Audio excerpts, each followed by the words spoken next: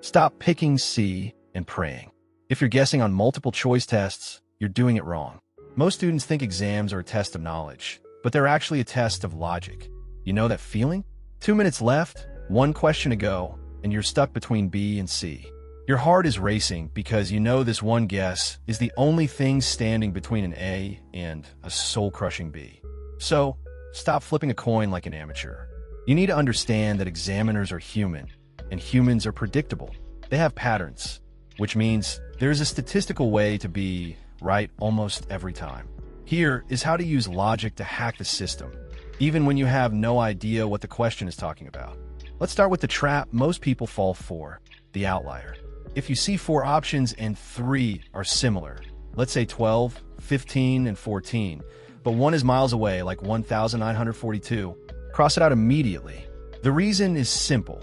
Examiners include the outlier as bait to catch the people who are completely lost, which means by just throwing it away, you've already raised your odds from 25% to 33% before you've even finished reading the question.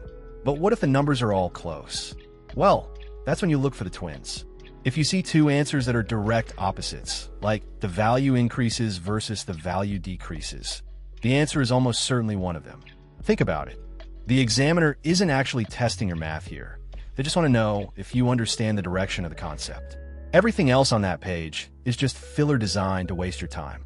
Focus your brain on those 2 opposites, pick the one that makes sense, and move on. Now, if you're dealing with a word-heavy subject like history or biology, you need to use the lawyer answer trick. Instead of looking for keywords, just look for the longest, most detailed option on the page. The truth is, writing a correct answer is actually a nightmare for examiners. They have to make it technically perfect so that no smart aleck student can argue with them to get points back. That precision takes a lot of words. Wrong answers, on the other hand, are short because they're easy to fake. If an answer looks like it was written by a legal team to be bulletproof, it's probably the one. While you're scanning those long answers, keep a sharp eye out for absolute red flags. If an option uses words like always, never, or only, treat it as a lie. Think about it. Real life is messy, and there are exceptions to almost everything. The examiner knows that always is an easy trap for students who are panicking. On the flip side, soft words like generally, often, or may are much more likely to be true. Why?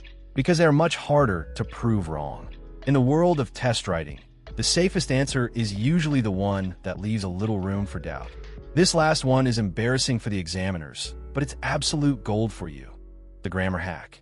First, check the structure. If the question ends with "in," but the answer starts with a consonant, it's a huge mistake because that's grammatically impossible. Think about it, and has to be followed by a vowel. If the examiner was tired and accidentally put a wrong answer there that starts with a B or a T, they just handed you the win. But here's the second part. This one, use your ears. If you read the question and the answer together and it sounds like a total car crash, trust that feeling. Examiners get exhausted just like we do.